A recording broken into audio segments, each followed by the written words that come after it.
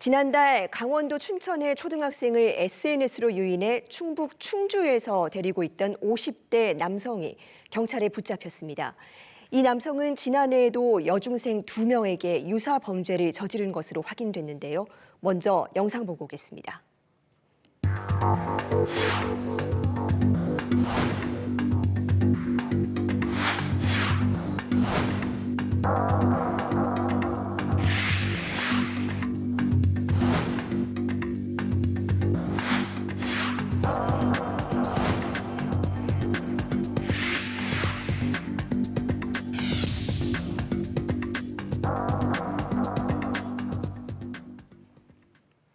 네, 이렇게 온라인 공간에서 호의를 가장해 미성년자를 약취, 유인하는 행위, 최근에 자주 발견되고 있습니다. 이른바 온라인 그루밍이라고도 하는데요. 어떻게 하면 막을 수 있을까요? 서울시 여성가족재단에서 운영하는 서울 디지털 성범죄 안심지원센터의 이은정 센터장과 얘기 나눠보겠습니다. 어서 오세요. 네, 이 미성년자를 대상으로 한 그루밍 범죄가 최근에 굉장히 자주 발생하고 있습니다. 먼저 온라인 그루밍이 어떤 건지 설명 좀 부탁드리겠습니다. 네, 그루밍이라는 것은 가해자가 피해자에게 호감을 얻거나 돈독한 관계를 만들어 심리적으로 지배한 뒤 성폭력을 가하는 것을 의미합니다. 가해자가 거짓된 신뢰를 바탕으로 피아동을 좀 더 쉽게 성적으로 학대하기 위해 범죄 상황이 외부로 노출될 위험성이 낮아지도록 교묘하게 조정하는 전체 과정을 의미하는데요. 온라인 공간에서도 마찬가지로 아동 등을 대상으로 행해지는데 허위, 가장된 신뢰관계를 이용해서 유인하고 만남이나 성적 행위를 시도하는 것을 말합니다. 네, 그렇군요. 그런데 이번 춘천 초등학생 유인 사건은 사실 어떤 목적으로 시도를 했는지는 아직까지는 명확히 밝혀지지가 않았습니다. 하지만 온라인을 통해서 신뢰를 쌓고 이를 기반으로 유인을 해서 감금한 건 분명해 보이는데 이런 경우도 일종의 온라인 그루밍으로 볼 수 있을까요? 네, 맞습니다. 온라인을 매개로 의도된 친밀감을 쌓아서 성착취 목적으로 오프라인까지 불러냈다면 일종의 온라인 그루밍이라고 할 수 있습니다. 네, 그렇군요. 그렇다면 우리나라에서 발생한 아동 청소년을 대상으로 한 이 온라인 그루밍 범죄가 규모가 어느 정도 됩니까? 네, 서울시 여성가족재단이 운영하는 서울 디지털 성범죄 안심지원센터가 작년 3월 29일에 개소하였습니다. 22년 말 기준으로 아동 청소년 디지털 성범죄 피해 유형 중 온라인 그루밍 피해 호소가 36.6%로 꽤 높은 편이었습니다. 제가 자료를 찾아보니 2021년 9월부터 2022년 7월까지 경찰에 온라인 그루밍으로 접수된 사건이 43건이었고 그중에 25건만 검거되었습니다. 네.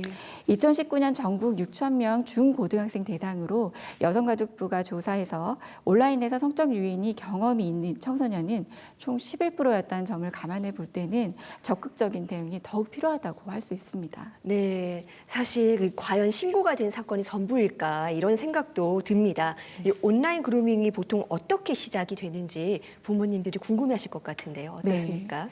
아동 청소년이 주로 온라인을 활용한다고 할 때 많은 계기가 되는 게 게임입니다. 게임 내 아이템 제공을 통해 아동 청소년을 꿰어낸다든지 오픈 채팅에서 고민 상담을 해준다는 빌미로 접근한다든지 가상 공간 내 불특정 다수에게 다이렉트 메시지 등을 통해 아동 청소년에게 근접하게 됩니다. 또한 놀이를 하자는 식으로 노예놀이 등을 하자며 접근하는 경우도 있습니다. 아동 청소년이 이용할 수 있는 모든 온라인 플랫폼에는 가해자들이 진입 가능하다는 점이 가장 안타까운 점입니다. 네, 우리 아이들이 정말 일상에서 친숙하게 이용하는 모든 종류의 온라인 플랫폼에서 이런 형태의 범죄가 가능하다는 게 정말 크게 걱정이 됩니다. 이런 종류의 범죄에서 이 아이들을 유인하는 과정에 어떤 특징이 있을까요? 네, 맞습니다. 주로 평범한 인사에서 시작하고요. 안녕, 몇 살이야? 이런 식의 인사에서 시작됩니다. 피해자의 나이에 맞춰서 나이대를 설정하기도 하고요.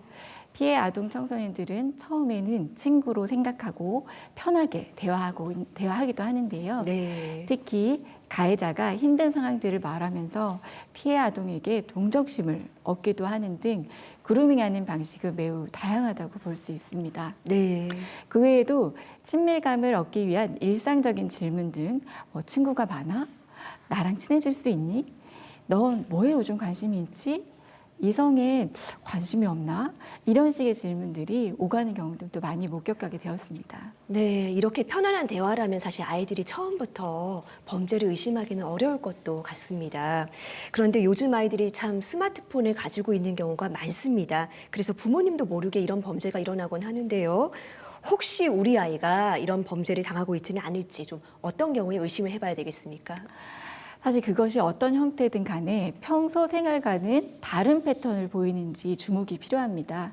갑자기 안 닫던 방문을 닫기 시작한다든지, 네. 스마트폰을 절대 손에서 놓지 않는다든지, 그다음에 안 하던 통화를 길게 한다든가, 방문을 열면 화들짝 놀라거나, 모르는 친구들을 만나러 간다고 할 때도 세심한 관찰이 필요합니다. 사실 모든 범죄는 피해가 발생하기 전에 예방하는 것이 가장 중요한데요. 네. 이 부분에서 양육자의 세심한 관찰이 더욱 필요한 부분입니다. 흔히 아이들은 피해가 발생하였다고 하여도 스스로 인지를 못하는 경우들이 있기 때문에 다소 평소 하지 않는 행동들을 한다고 한다면 이 부분에 대한 대화를 시도해보는 것이 중요합니다. 네, 일단은 안 하던 행동을 갑자기 한다면 의심을 봐야 된다. 그렇습니다. 네, 라는 지적이셨습니다. 평소 이 가정에서 주의를 시키는 것도 중요해 보이는데요. 어떤 형태의 교육이 필요할까요? 가해자들이 대부분 아이들의 마음을 얻기 위해서 많은 대화들을 끈질기게 될 때까지 시도합니다. 네.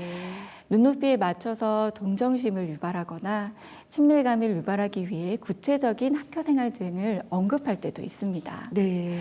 대체로 친밀감의 끝에는 만남을 요구한다든지 신처의 일부분을 찍어서 요청하는 경우가 서로 주고받는 것을 요청하는 경우들도 있습니다. 평소 가정에서는 몇 가지 약속들이 필요할 텐데요. 개인정보를 절대 타인에게 보내지 않는다는 약속을 서로 하는 것이 네. 중요합니다.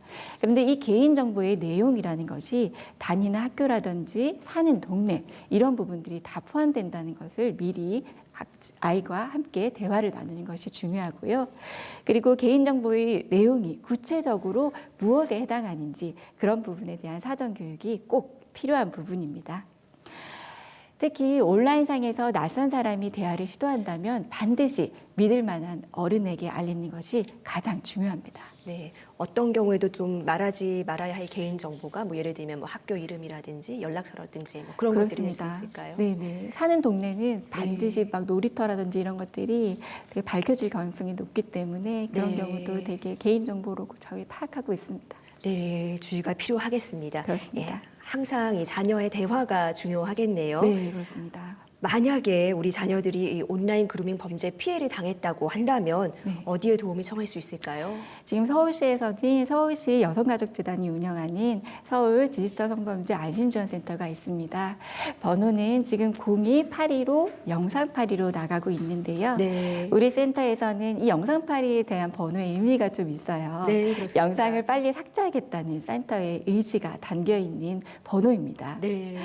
이외에도 우리 센터에서는 그 디지털 성범죄 피해 지원에서 법률 수사 지원, 삭제 지원, 그다음에 심리 치유 지원 이런 부분들을 전폭적으로 통합 원스톱으로 지원하고 있습니다. 네. 그 외에도 각 지역에 여성 긴급 전화가 있는데요. 각 지역 번호 1366으로 전화 주시면 거주지 인근에 있는 디지털 성범죄 피해자 지원 기관에 연결 가능합니다. 그럼에도 불구하고 피해 상황을 발견했다면 SNS를 탈퇴하거나 지우지 마시고 그대로 수사기관이나 관련 기관에 제출해 주시면 됩니다. 네, 이 온라인 그루밍과 관련해서 부모님들도 많은 관심을 가져야 될 것 같습니다. 네. 오늘 말씀 감사합니다. 고맙습니다.